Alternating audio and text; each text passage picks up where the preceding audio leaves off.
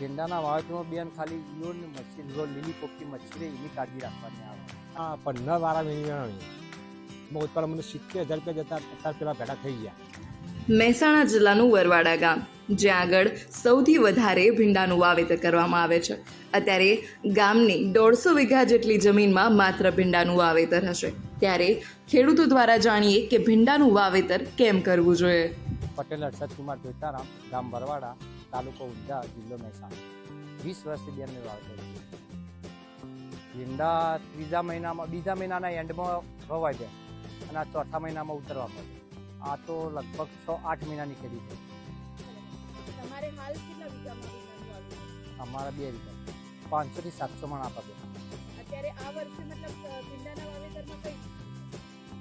આ દહીં સારું ઉત્પાદન મળશે, વાતાવરણ અનુકૂળતા છે.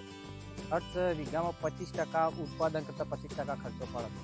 લગભગ વીઘા 25-30 હજાર રૂપિયા, લાખ રૂપિયા થશે દાખલા તરીકે 25-30 હજાર રૂપિયા ખર્ચો પડે. ઉત્પાદન તો સારું મળે એટલે આપણને એની ક્વોલિટી આ ભાઈ ભીંડામાં આપણને પૈસા સારા મળે. ભીંડાળામાં લાખ રૂપિયા તો બેન મિનિમમ મળે. ભીંડાના વાવેતરમાં બેન ખાલી ઈયો ને મચ્છી લીલી પોપટી મચ્છી રહે એની કાળજી રાખવાની આવે અને વીણવાની કાળજી, પિયત આલવાની. ઉનાળામાં ખાસ પિયત નહીં, 4 દિવસે કાળજી રાખવી પડે. ડાયરેક્ટ પાળા પદ્ધતિ બેન, આપણે પેલા ટાળિયાત પદ્ધતિ. ખર્ચમાં જો બેન પહેલાં તો પાણી આવે, કેડ આવે, પછી દવા આવે અને મજૂરી ખર્ચ આવે. એડવન્ટા કંપનીનું રાધિકા છે, 6,500 રૂપિયા કિલો બિયારણ. બિયારણ જો ઉત્પાદન ટૂંકા ગાળે પેલીનું બેઠક છે ઉતરવાની, પછી એનો કલર લીલો છે એટલે બજારમાં સારા ભાવ મળે આપણે. અને પટલો ભીંડી આવે. 45 દિવસે ઉત્પાદન ચાલુ થઈ જાય. ઉત્પાદન જો વરસાદ વહેલો થઈ જાય તો ઠેઠ દિવાળી સુધી રહે, એટલે 6-7 મહિના ઉત્પાદન નહીં ચાલુ. હાલે 400 થી 500 રૂપિયા ભાવ ચાલે. ભાઈ જોઈતારામ પટેલ. તમે કેટલા વર્ષથી ભીંડાનું વાવેતર? હું 20-25 વર્ષથી. આપણે ભીંડાના વાવેતરની વાત કરીએ તો એમાં ખાસ શું ધ્યાન રાખવું? ખાસ ધ્યાન બેન ટાઈમસર પિયત આલવાનું, પછીની દવા, મચ્છીની ઈયળ ના પડે એના માટે કાળજી રાખવાની, વીણવાની કાળજી રાખવી. આ 3 મેન મહત્વ મુદ્દા છે.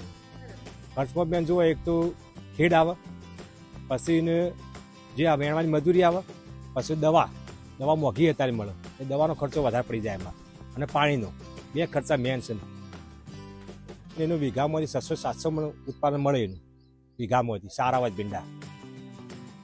5 થી 6 મહિના ભીંડા ઉભા રહે, પૂના 2 મહિને વેણવા આવી જાય 45 દિવસે, તો એમાં લાખ-1.5 લાખથી 1,40,000 એનું આપણે મળે પૈસા. એમાં આપણે 25% ખર્ચો પડી જાય. બેન સિદ્ધપુરમાં જાય ને પાટણ જાય. વેચાણ બેન અત્યારે અમારા કેમ્પા ગામમાં ચાલે, બરાબર. એટલે આ ચપલો રાતે ભરી રાખવાનો, સવારે લઈ 4 વાગે વેચી આવું. હા, અત્યારે 450 થી 500 રૂપિયા.